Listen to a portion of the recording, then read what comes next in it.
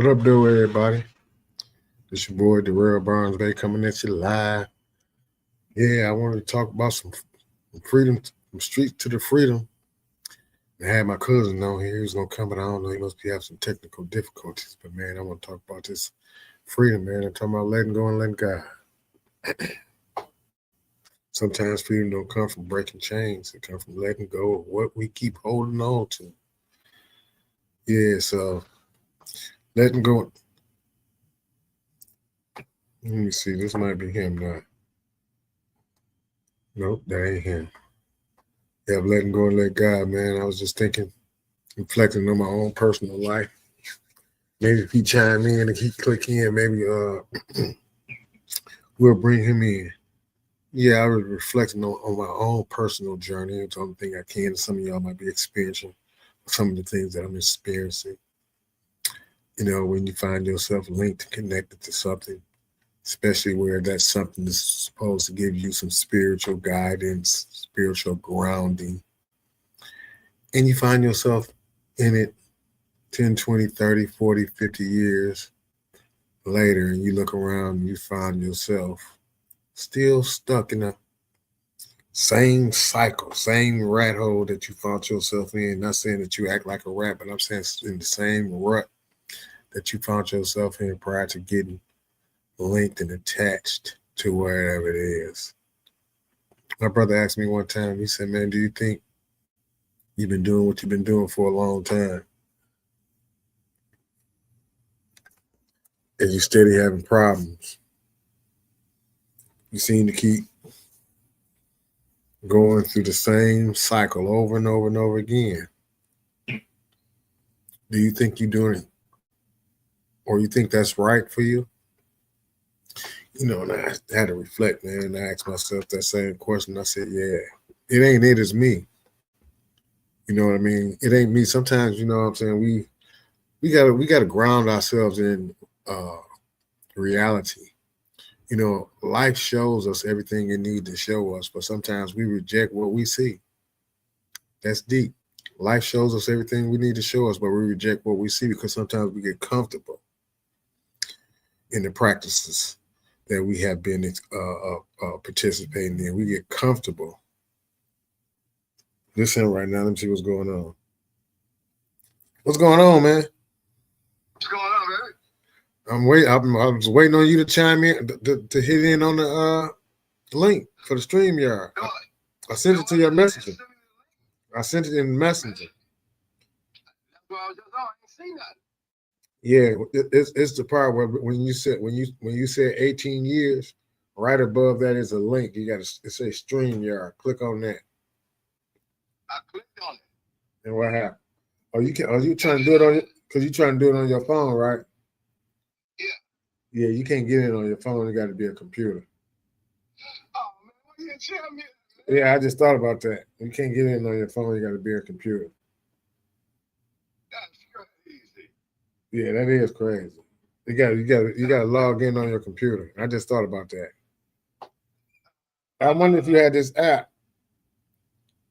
They got a StreamYard app. I wonder if, because I go live stream on StreamYard. I wonder if you download the app, would you be able to get in like that? So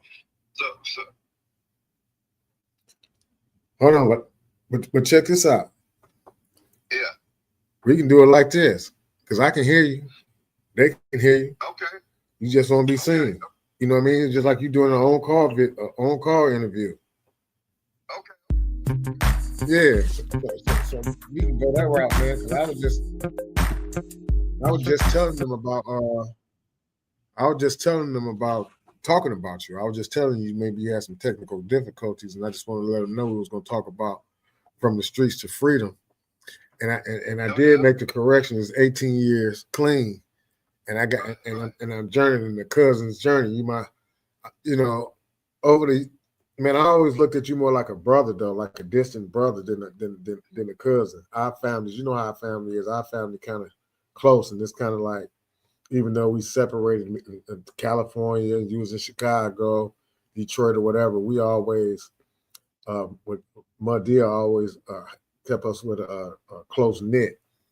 and you being the only Right. boy. And every time I hear my mother tell a story about how her and your mother and another lady, Darlene, was best friends, and how they thought in their mind. It's funny when I think about it as an adult now. When she told the story, how they thought in their mind that they could actually plan how they got pregnant, but ironically they all got pregnant, and their due dates was 30 days apart or so. So me and Terrell was March 6th, you was April 6th, and the other lady supposed to been May 6th, but she had a miscarriage and we made it. So we the same age, right? You know what I mean? So it Right. always Yeah. been funny. But let me ask you, was you born in Detroit? Yes, sir. Yes, sir. Yeah, Yes, yeah, sir. yeah, yeah, yeah, yeah, yeah, yeah. You was born in Detroit. How long did you stay in Detroit before y'all moved to California? I mean Chicago. Uh, from my history, I believe 9 months. And from that point on, I was raised in Chicago. All right. Now listen, before we go off into your story, I want to say this because I had a hell of an introduction that I wanted to do. I was just going introduction. I want to say to the people, man, this episode is about redemption, truth, and the power of transformation, man. I know my brothers, my cousins' journey, and it sheds lights on the man who went from the streets of Detroit, and finding to freedom through recovery, through self discovery. You know what I mean? Yes, Uh, sir. and through that self discovery, man, he found his way through addiction and despair that he'd been through. So it's a testimony of faith, family, and fighting for your life back, and a reminder that the streets don't define your destiny. My cousin, this is my cousin Barry Robinson. Hello. Hello, family. How you doing? Everybody good, man. Uh, Listen, some of your story is kind of sensitive, man, and I know you probably been telling your story, man, for a long time, man, in the recovery community. One of the things I want to ask you is, at what was life like growing up? Oh man, life was lonely. I say lonely because I'm an only child. So an only child is like a lonely child, and I Mm-hmm. always longed to have siblings, but unfortunately, that was not in my mother deck of cards, and so I grew up, with the sense of wanting to belong, and for me, man, I try to find that acceptance in the streets, and the only acceptance that I found in the streets was become a gang member, Mm. and as a result of becoming a gang member, I really didn't know what I was setting myself up for, but what I come to realize is that the gang sent me to 5 penitentiary terms. Mm. So basically, what I'm trying to say is that I lived in the penitentiaries and I visited the streets. Wow. And Right. yeah, yeah, and part of that sense of belonging was I growing up in a household without a father, Mm-hmm. and so I always searched out, for father figures, outside of my mother, dating career where there was no one in the household other than I had an uncle from Detroit, which is like the youngest of the twins in my grandma, and he was the best that he could do, but for some apparent reason, being man, brought me to a place of being hard headed when it comes to being raised by my brother's brothers and her other sisters. So I gravitated to the streets, man, and that was a sad situation, but it started off, as fun. Right. It always start off as fun. Uh, yeah, yeah, yeah, yeah, Now, yeah, hold yeah. on. Before you go any further, let me ask you this. All right, because you're talking about you only 9 months in Detroit, moved to Chicago, uh, only child. So that means only child. What kind of environment shaped you? Meaning, like you in Chicago, was you on the west side, south side, north side? I was in the west side of Chicago, west side. And what? when you say the gangs raised you, how old were you when you first was introduced or understood what gang life was like and what gang was? 9 years old. Mm-hmm. 9 years old. Mm-hmm. Yeah, I became a Pee Wee member. You was a Pee Wee. Yeah, I was a Pee Wee member. Yeah. Yeah. I allowed my brain to become washed when it came to being misinformed by misinformed information, and I believed that I would actually die for that game. I Mm-hmm. put my soul, interest, and energy into being a part of this organization, and and so like that became my family because like I say, I was born in Detroit, and mainly all of my relatives and family was in Detroit. And so when it came to Chicago, I mainly actually only had, like my grandma and sister and my mom. Oh wow! So that added to the loneliness of being the only sibling, Yes, sir. only Yes, sir. child Yes, rather. sir. Yeah. So, how old were you when you first were arrested? I want to say I was about 11 years old. Okay. What was you arrested for? Stealing? I was arrested for exactly, yes, all of them. Oh, you went straight to the big leagues. I thought you were about to say at the Yeah, candy store with the nine ladies, like we no, are. no, no. Yeah, man. I wanted to be hip, slick, and cool like the players on the corner, and and the only way I thought that I would be able to do that without a job was to steal and portray this image of someone that I wasn't. And so,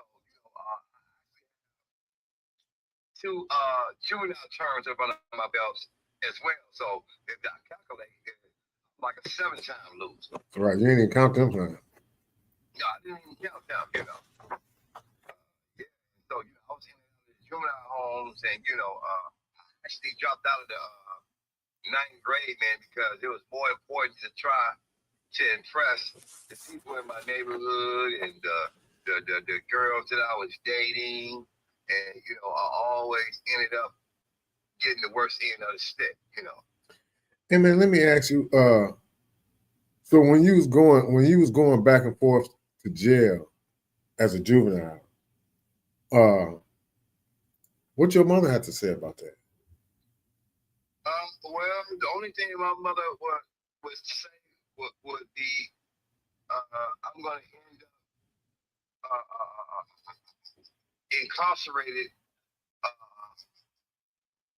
what we would call a statistic of the system, uh, because what I call my friends, she knew that they wasn't my friends because of her addiction. Mm-hmm.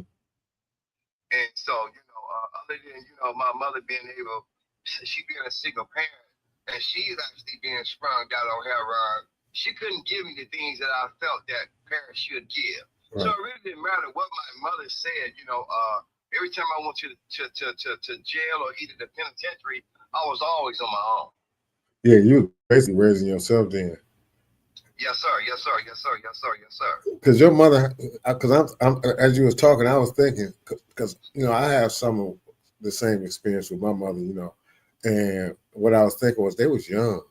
You know what I mean? When they had us, man, they was babies, man. When they had us, they didn't know how to Oh yeah, yes, sir. Yes, sir. barely know how to raise themselves. So when they had us, man, we was kind of like raising each other, so to speak. Mm-hmm. And as I was listening, you was like the man of the house most of the time, except for the fly by nights. Yeah, So, yeah, so it's kind of right. like you had to get out there, man. You ain't had no older brothers or nobody to kick it with and to navigate with. And you had the streets to navigate with it. And I'm gonna tell you something. That's how I always viewed you. I always viewed you as a survivor and viewed Yeah. you as a person that had to survive. You know what I mean? It wasn't like you Uh, wanted to uh, be in the streets. You had to be in the streets. Because I remember, you coming to Detroit visiting us, going over there to Mandel and them hanging out with us, and we used to chop it up. And I used to be like, yeah, I understood where you was, where you was coming from. And my mother used to always be like, "That's your brother."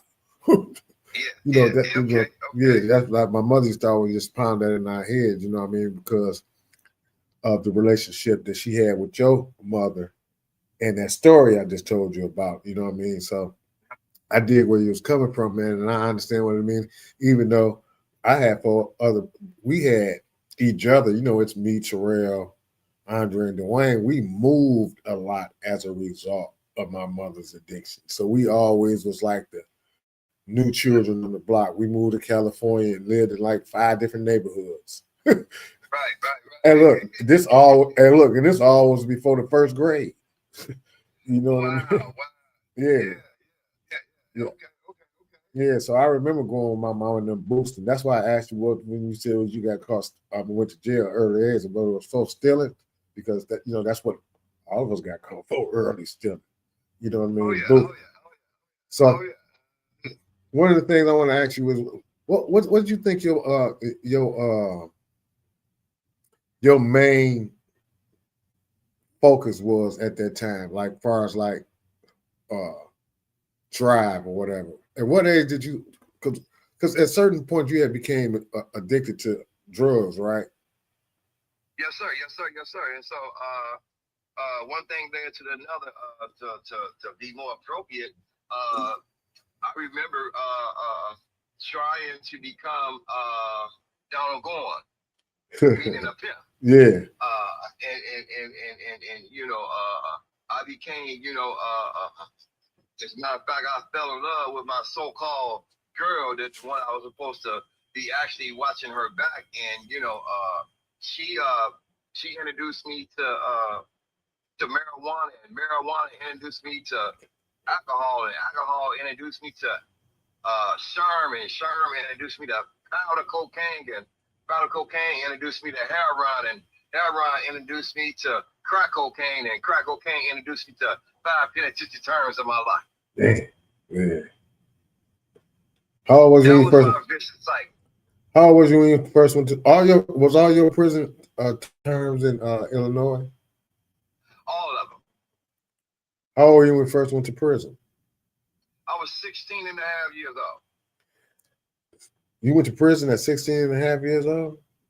16 and a half years old. And I did the in and outs from 86 until 2004. Mm. Hey, describe life in prison in Illinois as a gang member. As a gang member, well, we had rules and regulations. We had to go to Juma on Fridays, and we had to be self-disciplined. Uh, You say Juma? in particular, Juma. Yeah, gangs practice religion. Oh man, most definitely. I mean, you have to think about it. So the organization that I was a part of our literature comes from the Quran. Okay, okay. So we had to go to Juma on Fridays. We had to wake up, go to the yard, and we had to pray. And whenever someone got out of violation, they had to get dealt with. And Mhm. it come to the prison wars whenever there was some kind of animosity or tension in the air. And so, like in the beginning, going to the penitentiary in my insane mind was fun, because at least I didn't have to worry about getting shot or killed in the street. Right. And so, like I had to make my stay every time I went, comfortable. And so, I learned how to gamble, and rather than playing a slot machine, we gamble playing cards and shooting dice, and the penitentiary life was almost like being out on the street. Mm. Mm. I know it. It is. Yeah, yeah. Sometimes even better for some people. Oh, trust and believe that. Because when it came to, even being addicted in the penitentiary, drugs is flooded. Right. The penitentiary. Most definitely. And so, but the thing about, in the penitentiary, if you got caught using drugs and you was affiliated with organizations, you got violated. Mm. So I didn't use as much in the penitentiary like I did in the street, but when I did use, I had to hide it. So the You games know, wasn't really all bad, oh, like people try to. I mean, Yeah, yeah, it's like I was saying that you had to be self-disciplined, and there was certain things that that you would do because of you living your own life on the street. You couldn't do that when it came to being a part of an organization inside of the wall. right. So let me ask you this question: what do you think was your lowest point? The moment where you didn't know if you would make it, as after going through all of that. Uh, so like one thing about what it is that when it comes to the nature of addiction is that I would do anything and everything. Like once again, like part of my insanity was going in and out of the penitentiary. Mm-hmm. Another part of my story is being heterosexual, but yet still compromising my manhood in the name of crack cocaine. Mm-hmm. Another part of my story is that man, I would go through any lengths to slowly commit suicide rather than trying to find a new way to live or try to find a different direction to head down other than me thinking that I've always been in control of a life that I didn't create. Mm-hmm. And so my lowest point got to the place where I came out. I went out to California, and as a result of going out to California, I finally, tapped into my father. And even though out of all these years, just needing my father, I wasn't fortunate to just get over the resentment. And so Right. I still live with hatred towards my father, even being in his presence. And I came out here and I started doing the same thing that I was doing in Chicago, in California. Mm. And I remember being reduced from living in my grandmama's house to being comfortable living in the alley. Mm. Right. Right. I So, remember you went to California. Hey, look, you, the yeah. reason why I remember because I was going through my thing. I'd never forget. I think y'all was getting ready to go to California. I was in the basement and I was sick as hell from drinking a Yeah. lot. And then you was over there teasing, talking Mm-hmm. about I could do shoulders with you right now. You so little. Yeah, but man, when you went to California, man, yeah, I heard about some of the things that you was doing out there. I heard you also after a Yeah, while you man. had picked up a bag and you started hustling real hard. Oh, yeah. I mean, well, when I came back, I had a reputation of being a hustler from Chicago, Yeah. and eventually I became my best customer. Right. Yeah. Like I say, man, burning people, and man, as a result of burning people, man, thank God for like my brother and my uncle, man. People they didn't harm me, and so like I escaped, the neighborhood, and I went into the junkyard and got me a tent, and what I'm really saying is that man, my life had been reduced to not being able to take care of myself. Right. Even a dog or a cat would take care of themselves better than I was taking care of myself. Yeah. Did you at that time? Did you feel forgotten by God and family and everybody else? It's just like man. At the time, I really believe that everything that I was doing and everything that was happening, I deserved it. I had no conscience Mm. of God in no time. Mm-hmm. I was actually on autopilot. Mm. And so whenever somebody was talking about getting high, that was the highlight of my day. That was it. Getting high. Yeah, yes sir. I can relate. I can relate. Yeah. And what was the exact moment that event that changed everything? Because I can remember for me, I was laying in the vacant house. Uh, Even though my friend owned it, but he cut the gas off, and I was laying up in there every night, cold, shivering, and all I wanted to do, just like you said, I didn't care nothing about no food. All I thought about was my next drink. And I remember one day jumping up, had to use the bathroom, and the only thing came out was liquor. And the only thing I had to, yeah, the only thing I had to wipe myself with was a paper bag. And I was like, Okay. yeah, that defined it for me. So what was the defining moment for you to say, man, you know what, man, enough is enough. You know what? Unfortunately, that didn't happen for me. I had to be forced in handcuffs again. Mm-hmm. Now, this is where I realized, left up to my own devices, I would mess up a wet dream. Mm-hmm. It was June 7, 26.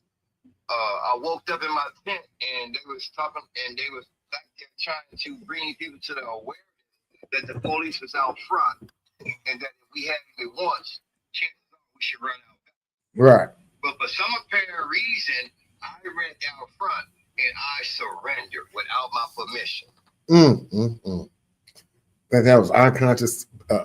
You think that was God moving in your life without you even knowing it? That was God moving in my life without me knowing it because I could have ran out back. Yeah, easy. But I ran directly to the police. Man, I'm so glad that happened. Man, for real.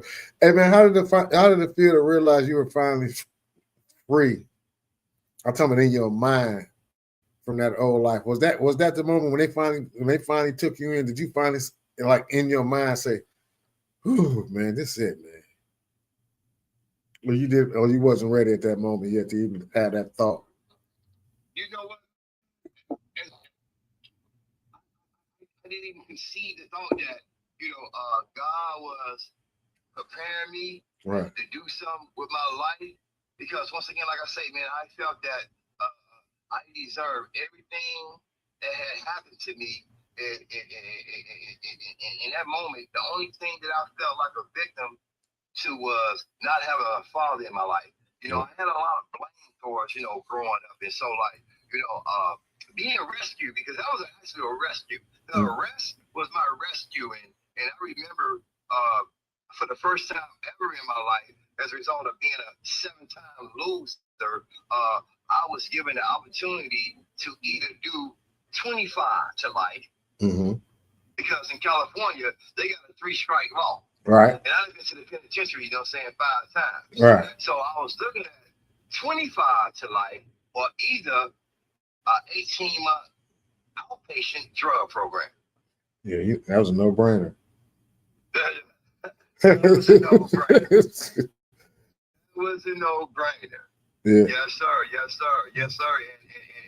And what I understand was that God was setting me up so that He can eventually start using me.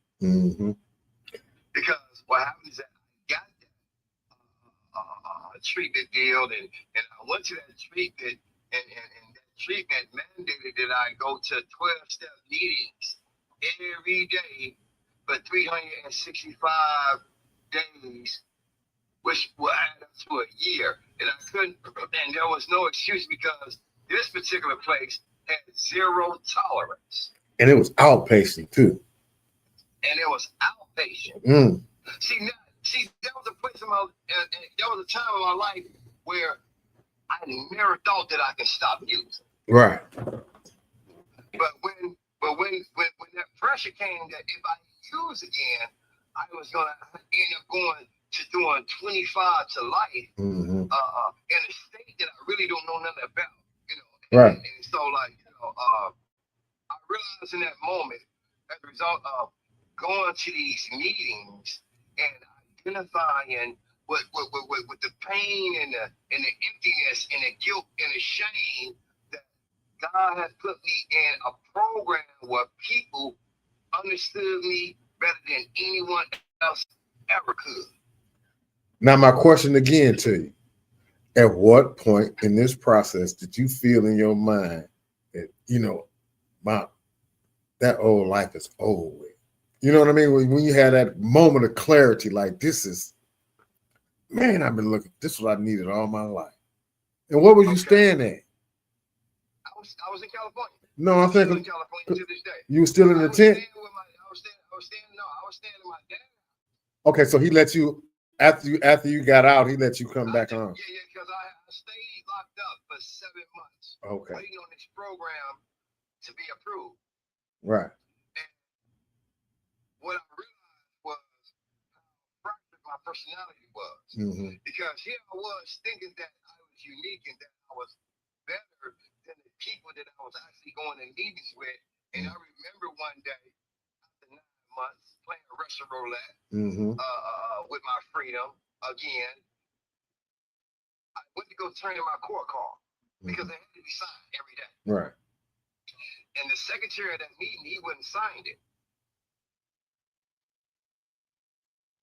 And when he made his secretary announcement, he said that if you are here on a court card, treasure it because it may be your invitation to a new way of life. Mm. And in that moment, I realized that I had no value over my life because here it is, God has spared me from doing 25 to life to introduce me to this program to change the direction of my life so I don't have to even conceive the thought of doing 25 to life. I wasn't willing to do nothing about it. In that moment, I started going to 2 meetings a day. Mm-hmm.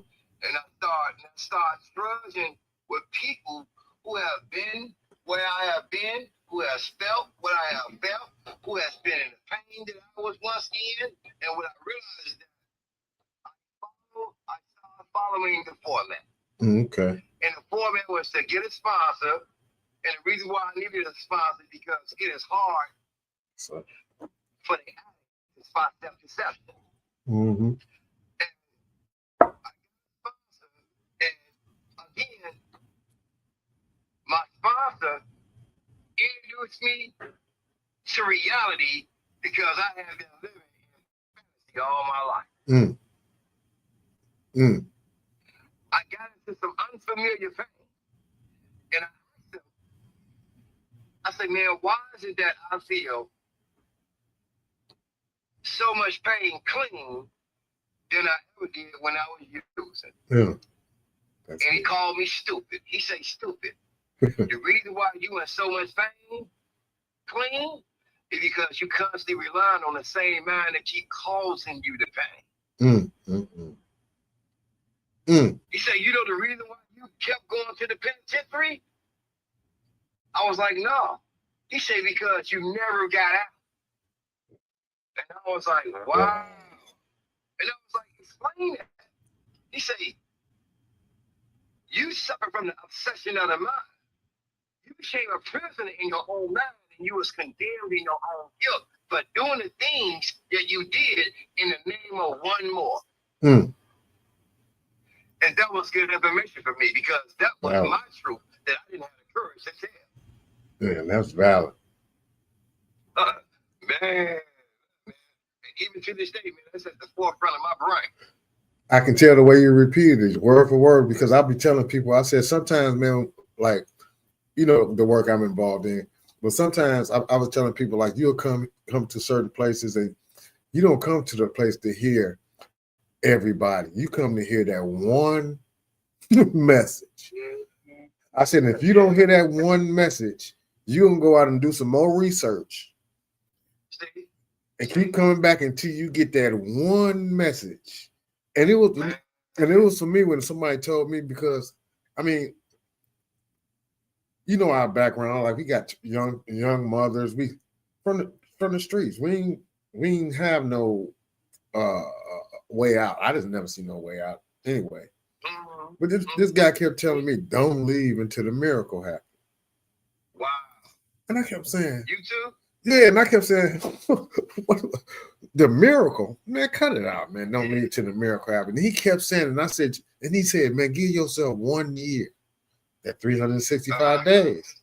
He said, give yourself 1 year.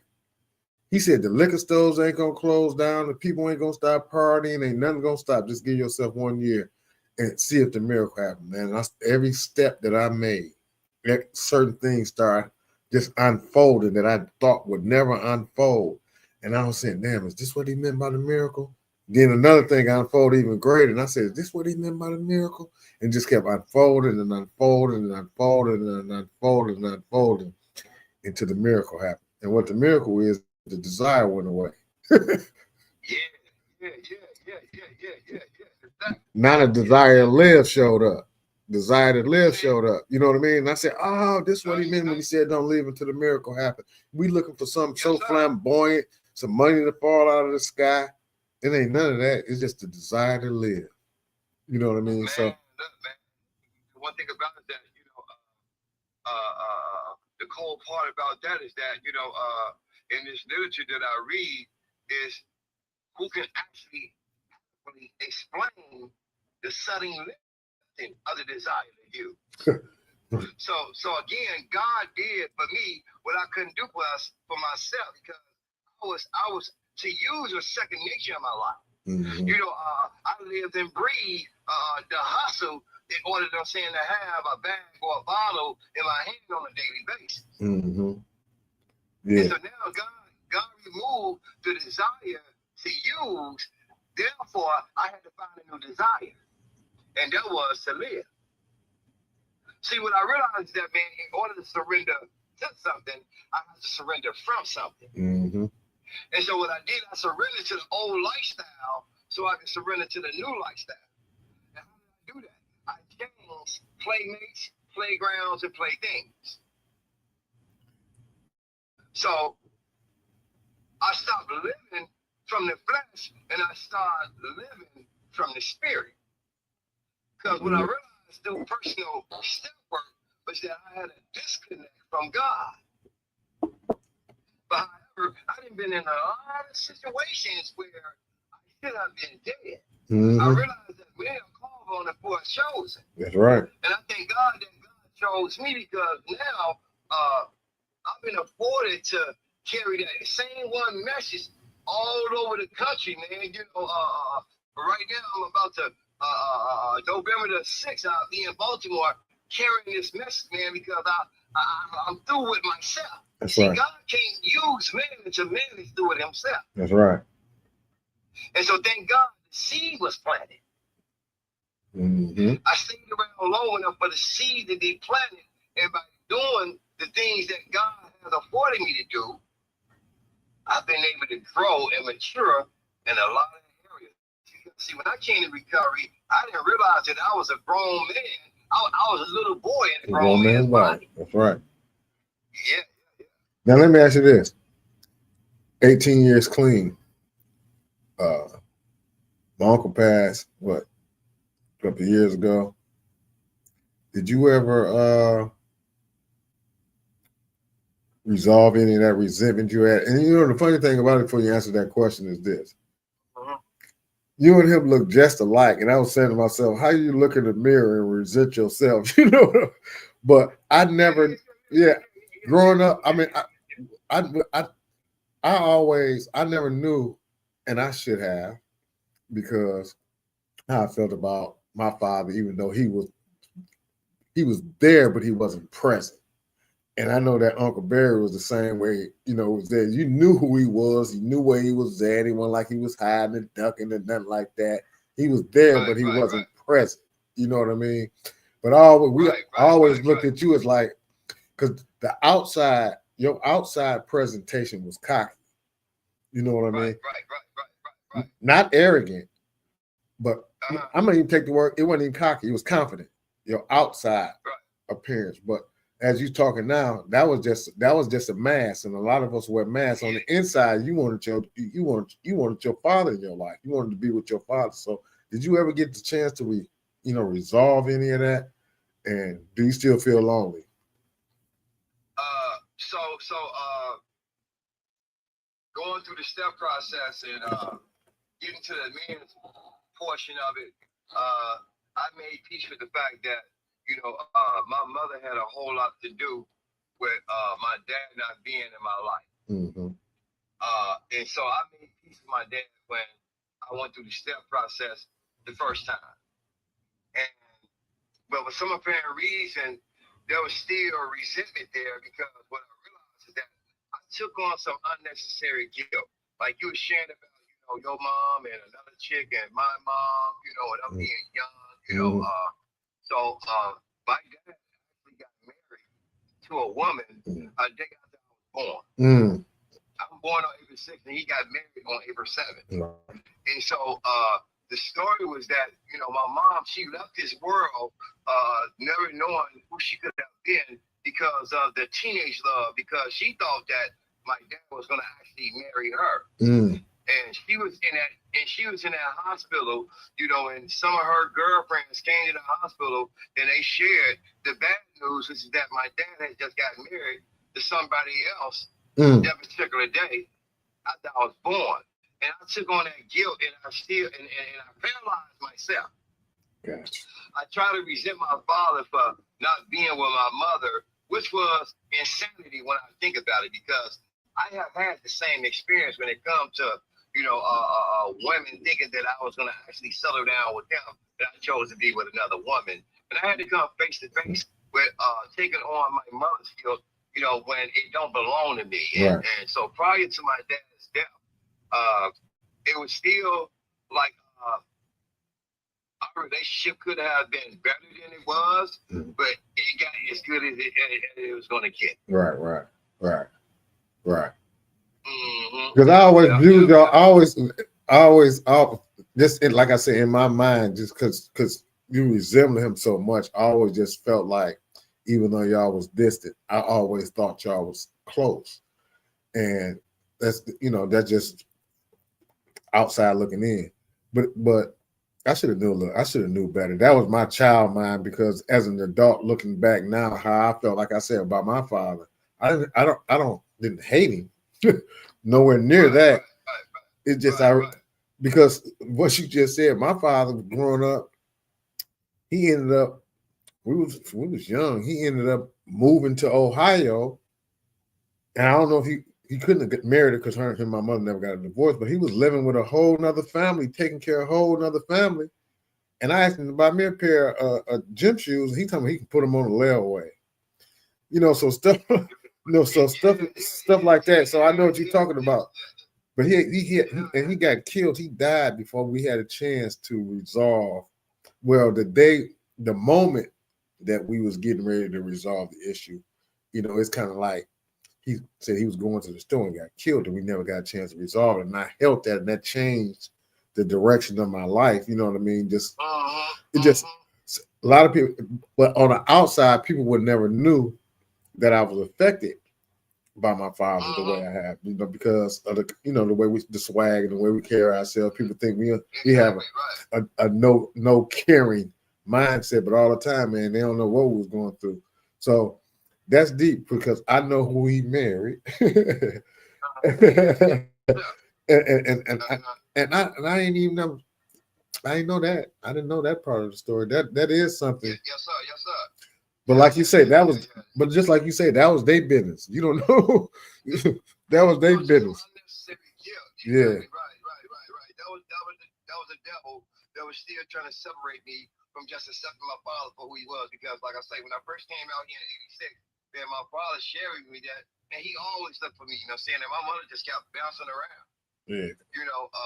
Because when that happened, I didn't know that she had told him that he had never seen me. Because of the hurt that she felt. And trust and believe me, I don't know if you ever heard this. I mean, if you had this experience, but being misinformed by my mom was more so the truth, because my dad wasn't there to defend himself. Exactly. And as an immature mind, what you telling me about my dad, it has to be true, because he's not here. And that's your mom telling it to you.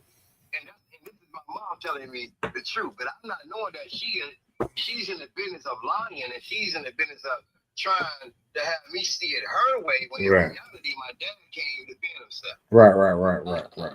So yeah, man, I made peace with that, and like prior to, my dad's wife death, I started mending that relationship as well, because I mean, once again, like, if I was gonna take any side, it's gonna always be my mother's, and I look at the fact that, I may not have a good life, saying like my siblings on my father's side did, because I'm like the black sheep of all four of us, because I'm the only one that, went down the state and did time, and they never did, and so like, the devil tried to attack me in a variety of ways, rather than saying allow you to be unified, with God's will for your life. Right.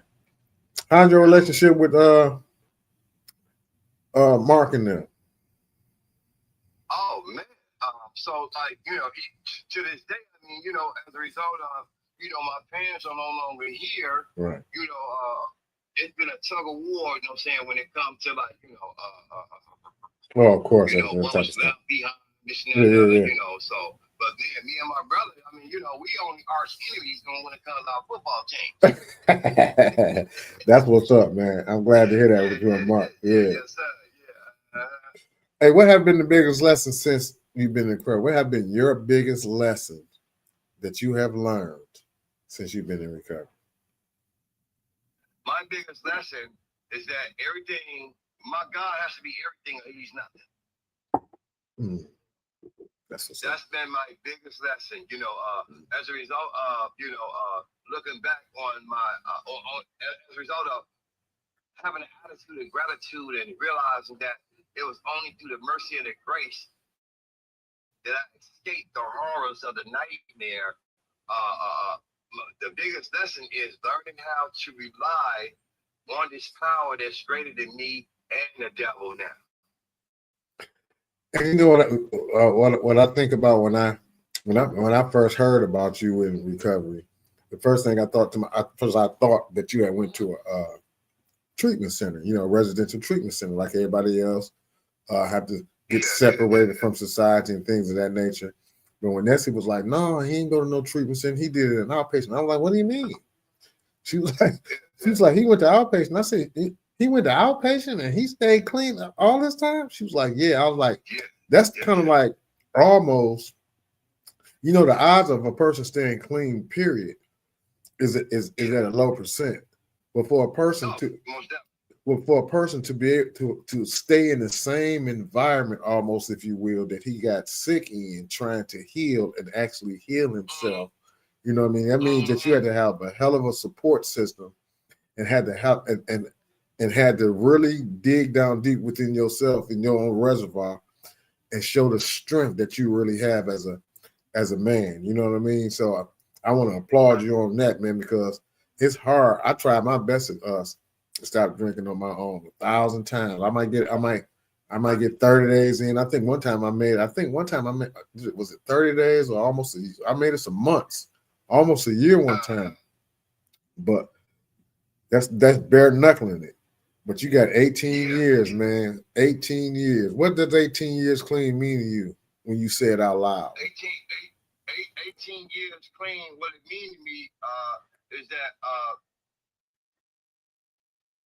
you can take away the marriage. You can take away the job. You can take away my kids.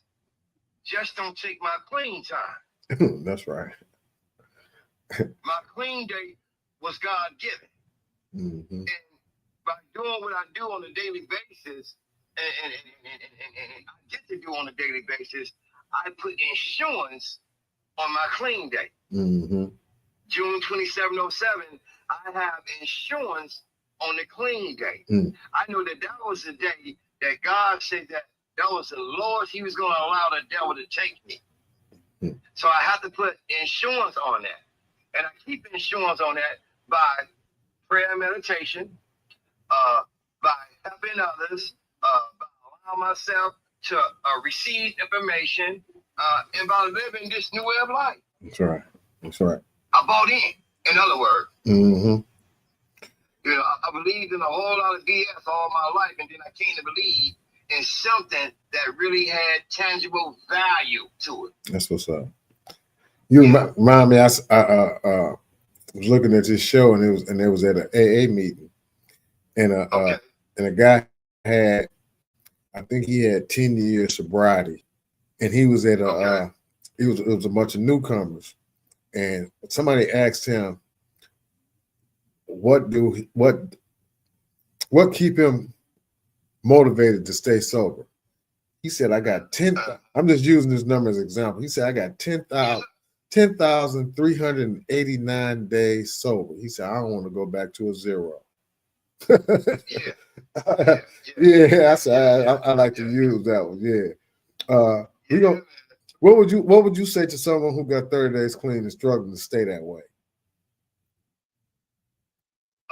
30-day wonder, Yeah. I would tell them to get in the middle of the herd, get a sponsor so they can get informed with some new information so they can stop relying on the old information. I would say more meetings, more choices, less meeting, less choices, no meeting, no choices. Mm-hmm. Good. So what would you say to a young man standing on that same block that you were standing on with that same mentality that you had, thinking that this is all life has to offer? And I always do. Mm-hmm. In other words, if you keep doing what you always did, you're gonna get what you always got. And if you get what you always got, you're gonna do what you always did. And if you do what you always did, you're gonna smoke like you always have. Last question. What would you tell the families of loved ones still battling addiction? Like my father asked me at one point, if you need any help, I know where we can find it. That's what's up. Because once again, I'm powerless over people, places, and things. And I realized that it took the act of God for me to be where I'm at right now today as a result of where I came from. Mm-hmm. And so I can only encourage, he wanted to go out and support me to go speak last night, and however, he didn't know that the same day they was actually releasing balloons for relative Tyrone last night. Mm. And so I've been talking to my nephew, man, and I think he want to get back on track, man, when it comes to doing God's will in his life. That's what's up. What does, I said that was the last question, but this is the last one. What does freedom mean to you beyond sobriety? Freedom? 7-time losing, as you say. Freedom is the opposite of bondage. Mm-hmm. And one thing is that, man, I have been introduced to something that is called unlimited freedom. Mm-hmm. So not using dope today is a level of freedom, but not using myself is an ultimate way of freedom. Mm-hmm. That's what's up. So this is what I'm longing for on a daily basis. This is what I'm helping other people out on a daily basis, is to get free from the bondage of self. Mm. And I want to thank you for that service work that you do. And I want to say, man, talking to you, I've been knowing you 56 years.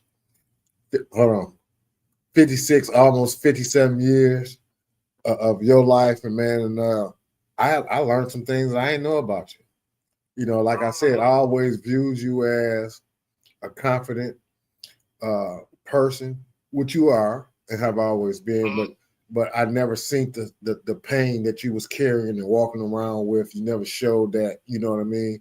But as I'm saying that you really did, but you showed it in a different way that's normal that people don't really look for. You showed it with your addiction. You showed it with the things, you know what I mean? We all do. We show the pain that we're going through by the things that we do to ourselves. You know what I mean? Because some of the things that I did to me, I wouldn't do to my worst enemy. You know what I mean? The pain that I put myself through, I be saying to myself, man, I wouldn't do this to my worst enemy. So I just want to thank you, for coming on and sharing that journey, man, sharing that story of transformation, man. Because you got a great story. It's much more deeper than what we just delved down through right here. Yeah, I already know, and that's why, when I put it on Facebook, I said the Barry Robertson story.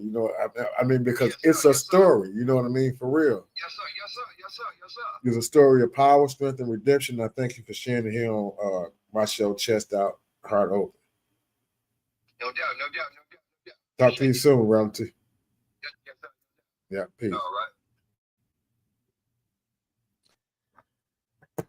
Yeah, we worked it out, y'all. He couldn't come in, be visual, so he came in on the phone and we talked about it live. I think everybody was coming for encourage the listeners. I want to encourage my listeners to subscribe to my channel, Chest Out Heart Open.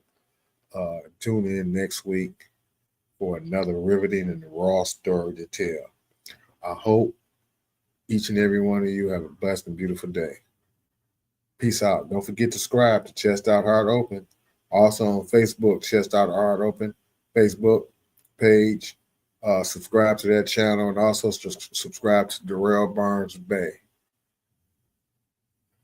Peace. I see you. I see you, Dre. I see you, brother. All right, now.